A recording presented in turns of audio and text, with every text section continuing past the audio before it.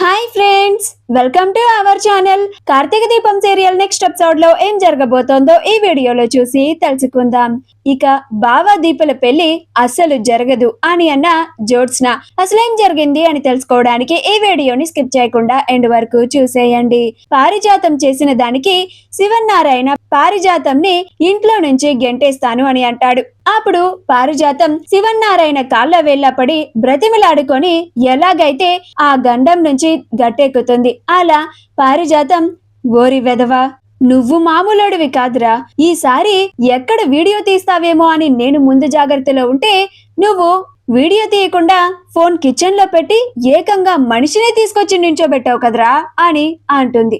అప్పుడు కార్తీక్, మరి ఈ కార్తీక్ అంటే ఏమనుకుంటున్నావు పారు, ఇప్పుడు అర్థమైందా నాతో పెట్టుకుంటే ఎలా ఉంటుందో అని అంటాడు. అప్పుడు పారిజాతం, ఇంత బాగా అర్థమైన తర్వాత కూడా బుద్ధున్నోడు ఎవడు నీతో పెట్టుకోడ్రా అని అంటుంది. అప్పుడు కార్తీక్, అది బుద్ధున్నోళ్ళకి పారు, నీకు బుద్ధి లేదుగా, అందుకే పద్దాక వచ్చి దీపని ఏదో ఒకటి అంటూ ఉంటావు, ఇలా నా చేత్తో మొట్టకాయలు వేయించుకుంటూ ఉంటావు అని అంటాడు. అప్పుడు పారిజాతం, ఒరేయ్, నాకు సమయం వస్తుందిరా, అప్పుడు చెప్తాను నీ సంగతి అని కోపంగా జ్యోత్స్న దగ్గరికి వెళ్తుంది. అలా జ్యోత్స్న పారిజాతం ఆవేశాన్ని చూసి, ఏంటి గ్రాని, ఏమైంది అని అంటుంది.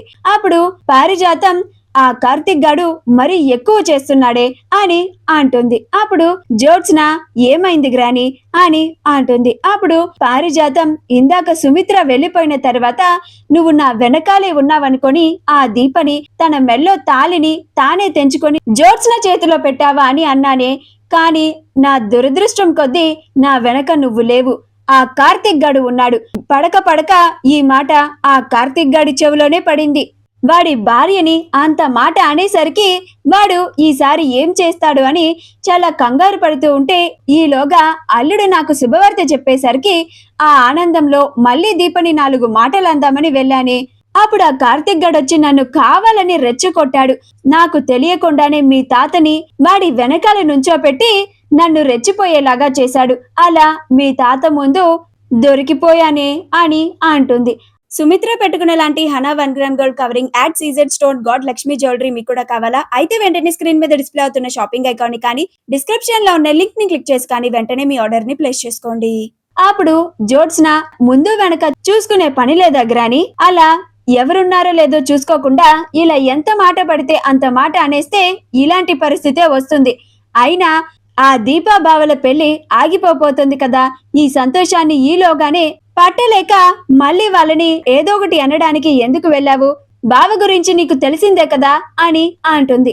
అప్పుడు పారిజాతం, సరేలేవే, ఇంకొకసారి జాగ్రత్తగా ఉంటాను, ఎవరన్నా ఉన్నారో లేదో చూసుకొని ఆ దీపని 4 మాటలు అంటాను అని అంటుంది.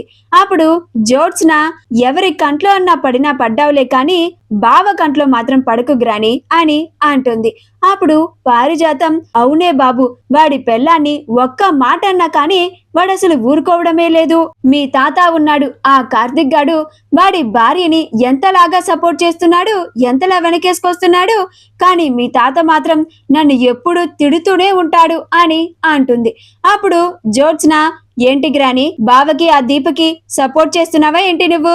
నా పక్షాన నుండి వాళ్ళ పక్షానికి మారిపోయావా అని అంటుంది. అప్పుడు పారిజాతం, ఏంటి అంత మాట అనేసావు, ఇప్పుడు నేనేమన్నాననే అని అంటుంది. అప్పుడు జ్యోత్స్న, నా ముందు బావ దీపల గురించి అలా మాట్లాడితే నేను తట్టుకోలేను గ్రాని, ఆ దీపని నేను ఎప్పటికైనా బావ నుండి విడతీసి తీరతాను.